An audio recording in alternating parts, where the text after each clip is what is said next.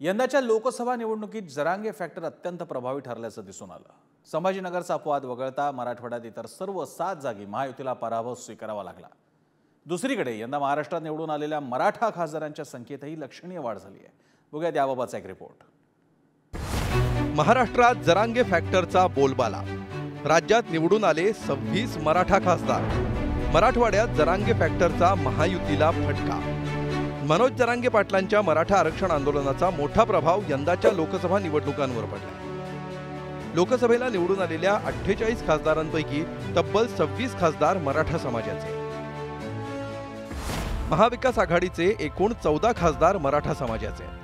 विजयी खासदारांपैकी हे प्रमाण 54% इतके आहे, तर महायुतीकडून 11 मराठा खासदार निवडणूक जिंकले, हे प्रमाण 23% इतके आहे। महाविकास आघाडीकडून 6 ओबीसी खासदार निवडून आलेत, तर महायुतीचे 3 ओबीसी खासदार निवडून आले। मराठा आरक्षण आंदोलनाचा केंद्रबिंदू असलेल्या मराठवाड्यात महायुतीला मोठा फटका बसलाय।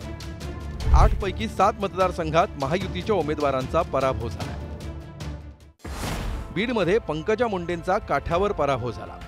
जालन्यात रावसाहेब दानवे पराभूत झाले। परभणीत महायुतीच्या महादेव जानकरांना मतदारांनी धक्का दिला।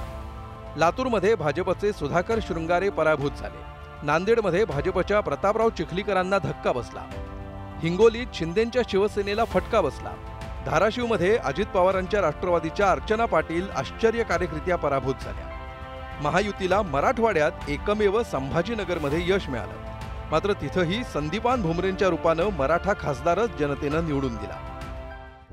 काही भागामध्ये मराठा आरक्षणाच्या मुद्द्यावर ज्या प्रकारे सरकारने आरक्षण दिल्यानंतर देखील त्या ठिकाणी एक नरेटिव्ह तयार करण्यात आला, तो मला असं वाटतं की आम्ही इफेक्टिव्हली उत्तर देऊ शकलो नाही, आणि त्याच्यामुळे त्याचा देखील एक फटका हा निश्चितपणे आम्हाला पडला। विशेषतः मराठवाड्यामध्ये हा फटका आम्हाला त्या ठिकाणी निश्चितपणे पडला।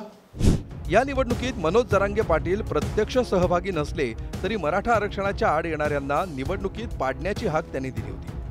त्याचा महायुतीला जोरदार फटका बसलाय।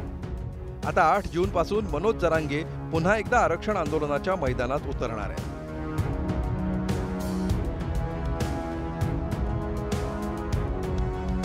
मराठा आरक्षणाचा मुद्दा मार्गी लागला नाही तर विधानसभा निवडणुकीच्या मैदानात उतरायची घोषणा मनोज जरांगेंनी केली आहे।